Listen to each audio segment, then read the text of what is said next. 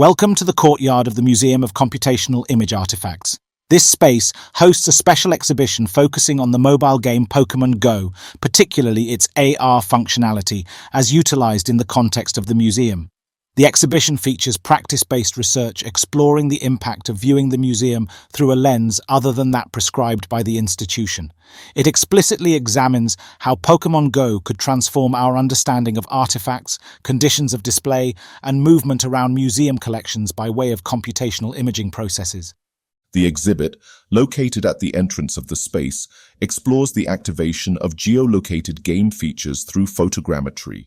Two video pieces demonstrate how Pokémon Go encourages users to scan designated in-game locations called Pokéstops, which help Niantic develop its real-world mapping databases with up-to-date information through user-created sense data inputs.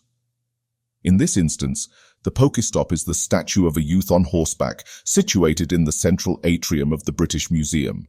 The offer of an item as a reward for completing a scan of designated attention points serves as an incentive for the user as they develop their Pokémon collection.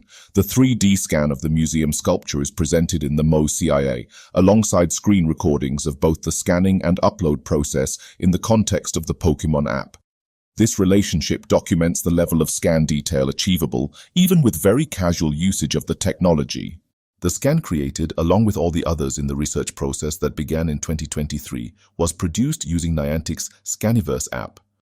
In the app's small print, Niantic asserts the right to reproduce user content by any means and in any form, whether for profit or non-profit, in any context the company deems fit, without the user's permission. In the context of Pokémon Go, this exchange is paid for with the incentive of an item costing 100 Pokecoins, approximately $1, though users do not retain access to the data sent to the company. For Scanverse, providing detailed geolocated scan data extracted by the user is equated with free access to the app's functionality. In experiences mediated by mobile technologies, the concept of place is reasserted as blank and open to being overlaid with diverse onto epistemologies. At the same time, the way Pokémon Go maps, scans, and monitors user movements within the game's infrastructure benefits Niantic and its corporate partners. The use of computational imaging technologies integrated into the Pokémon platform challenges any perceived separation between fictional realms and phenomenological experiences outside of the interface. When people use Pokémon Go in museums, they interact with the exhibits through the game. The app uses the museum's layout, directing players to scan specific spots or visit particular locations. This interaction is shaped by the app's technology, which is overlaid onto the museum's own organization. Although this integration affects how users experience the museum, it also subverts the museum's governance. While scanning in the museum for personal use or research is often viewed as a security threat, scanning Pokéstops, where the same imaging data is transmitted to a corporate entity, is considered acceptable and even encouraged. The intention of much of the gallery space is to draw attention to the relationship between Pokémon and the process of their design evolution. One section focuses on the Galar region in Pokémon Go, derived from the 2019 Nintendo Switch game, Pokémon Sword and Shield, and the cultural context of the United Kingdom. This region makes multiple references to UK folklore, music and institutions, including the punk-inspired Gene Simmons-like Pokémon Obstagoon and the mustached bowler hat, and cane-sporting Charlie Chaplin-inspired Mr. Rhyme. The Pokémon Berserker is placed in relation to the Sutton Hoo burial horde, while the Pokémon Sirfetch'd is depicted in AR relationally to medieval arms and armor. A focus of research in this gallery is also on the specificities of rooms 92 to 94, the Mitsubishi Corporation Japanese galleries at the British Museum. Here, Pokémon derived from Japanese folklore are placed in relation to artifacts from the museum's Japanese collection. An AR version of the Pokémon Jirachi is positioned against a statue of the Buddhist deity Kannon. Similar juxtapositions are made in relation to other Pokémon in the space.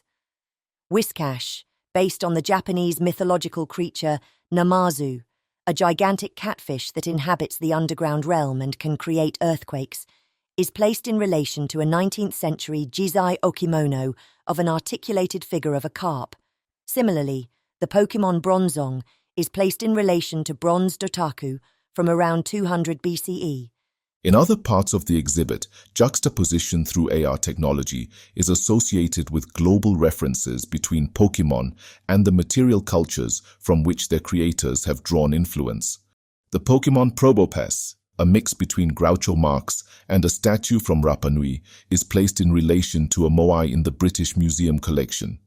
And the Pokémon Gyarados, based on depictions of sea serpents and Chinese dragons, is positioned hovering over a bench in the Sir Joseph Hotung Gallery, which contains artifacts from the China and South Asia collection of the British Museum.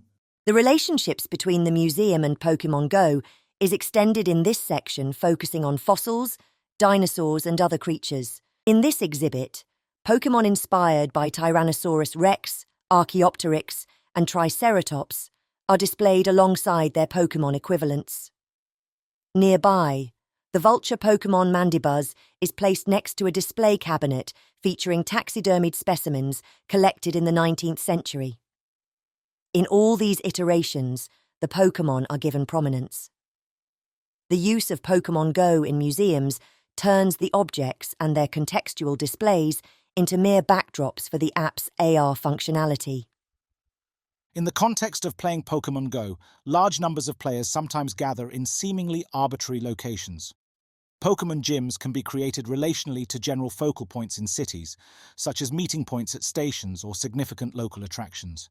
However, they can equally be found outside supermarkets, near municipal refuse sites, or on the corners of busy streets, which are less designed for or used as places for people to pause, especially not in large groups. During in-person raid events, participants, while standing close to each other, often focus on their phones, with their attention confined to the realm within the software interface, rather than the physical location they are near.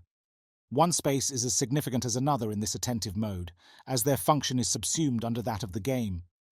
This experience is also prevalent in museum spaces, where engagement may be more influenced by in-app directions than by the conditions of curatorial display or the focus on the artifacts themselves. This interaction is highlighted in the exhibition space through the scans of raid groups, which establish a ghostly human presence. Pokémon Go changes how users move through space, particularly in urban environments. Players, incentivized by the game's parameters, are often encouraged to alter their destinations, going to specific designated places to find Pokémon while engaged with the app. The integration of readily accessible technology allows players to seamlessly incorporate Pokémon Go into their everyday lives, raising questions about whether the focus of engagement is the game itself or if the players are simply a functionary being exploited for data extraction.